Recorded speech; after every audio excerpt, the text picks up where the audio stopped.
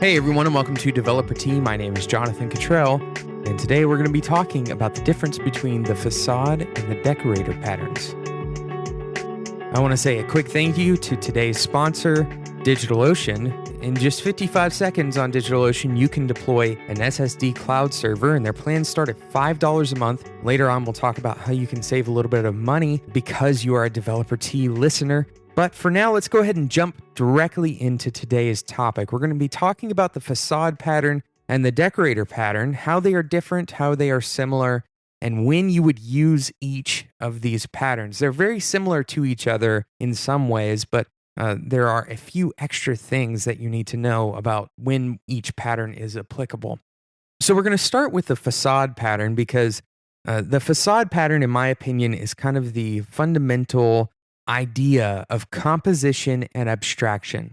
Basically, what the facade pattern allows you to do is take single step methods or single responsibility methods and compose them together into larger meta responsibilities.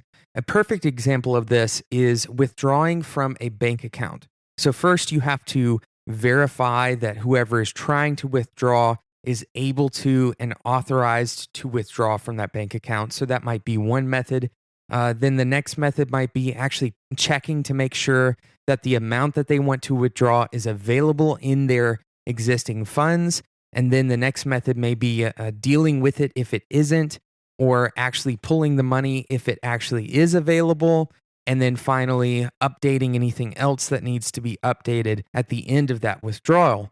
So the reality is we call this entire process withdrawal, but we know that each of these individual steps has to happen every time withdrawal occurs.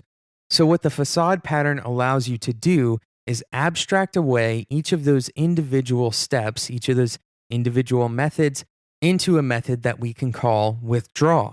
And what this does is it allows us to not have to remember each and every individual step, and it gives us a more semantic way of describing this larger task. And the responsibility principle is not violated, it is just a different scope of responsibility. Now, it's important to note that the facade pattern is not intended to create a unified interface. For example, jQuery was built as a library to unify the different ways of doing Ajax. That is not what the facade pattern is intended to do. The facade pattern instead is intended to hold multiple steps that are visible. It's not intended to abstract away all of the discrepancies between different underlying technologies. Now, you may be wondering why you wouldn't call that a facade, why you wouldn't call fixing the inconsistencies between browsers, for example, why you wouldn't call that a facade pattern. And the reason for that is because there are other patterns to describe that process.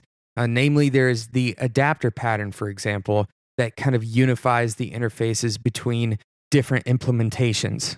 So the facade pattern serves to encapsulate functionality that goes together cognitively. So the withdraw being the meta method and each of those individual steps being the underlying methods that the facade is encapsulating.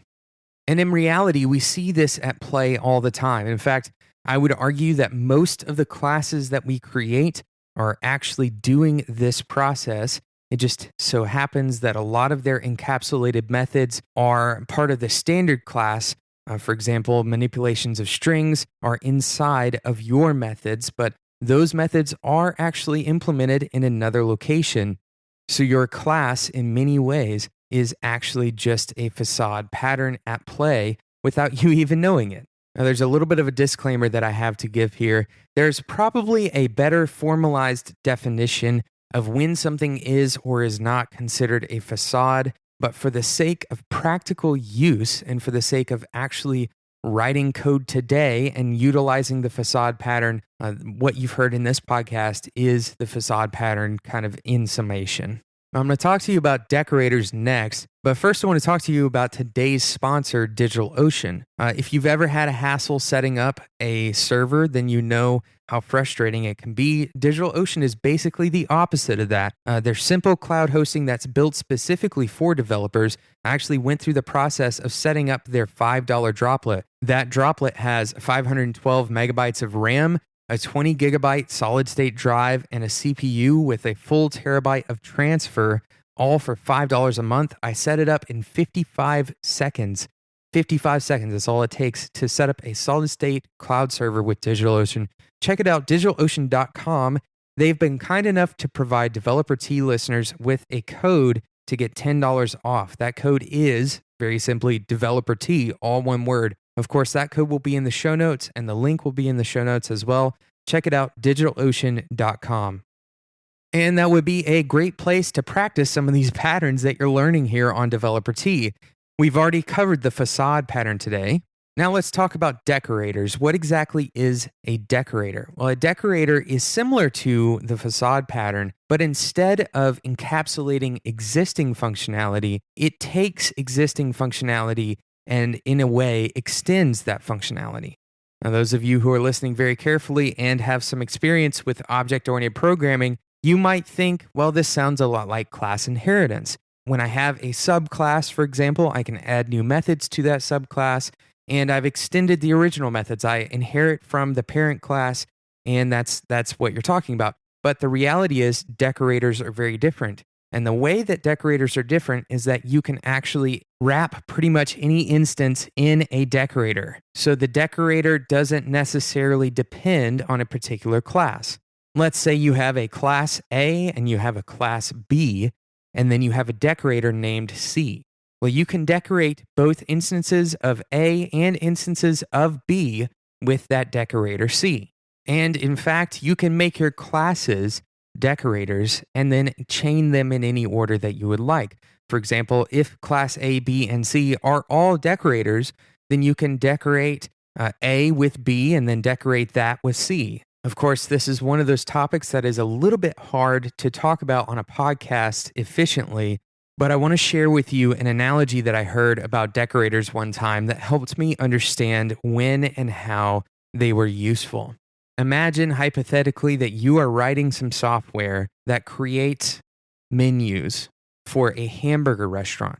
Now, imagine that the hamburger can have many different types of toppings, many different types of sides, and perhaps many types of drinks.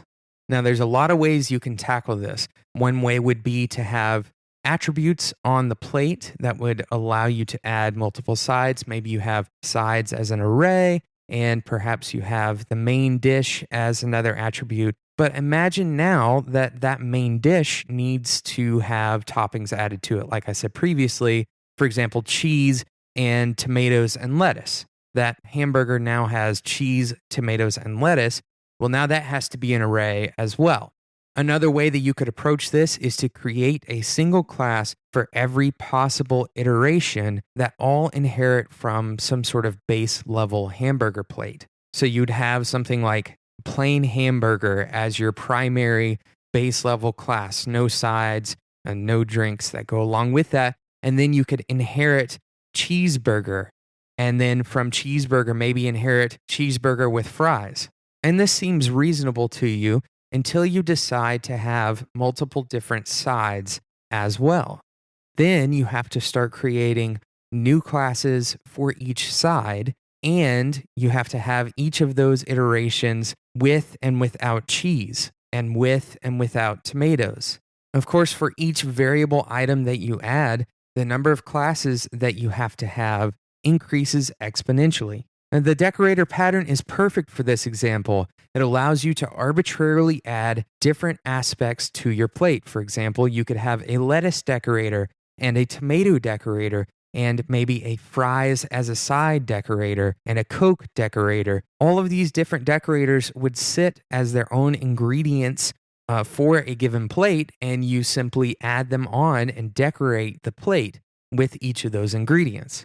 What you end up with is an instance of your base class that has been decorated with multiple objects, each of these describing a slight variation on that base level plate.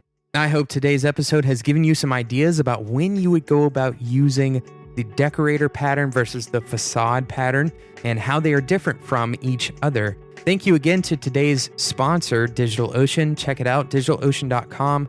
Very fast SSD servers in 55 seconds for $5 a month. You get $10 off with the coupon DeveloperT. Thank you for listening to today's episode. If you want to make sure that you don't miss out on future episodes of Developer Tea, you can always subscribe to the podcast in just about any podcast listening application that you use, particularly iTunes. As always, Developer Tea is brought to you today by spec.fm. Go and check out the other podcasts and resources that are always growing at spec.fm. Thank you for listening to today's episode, and until next time, enjoy your tea.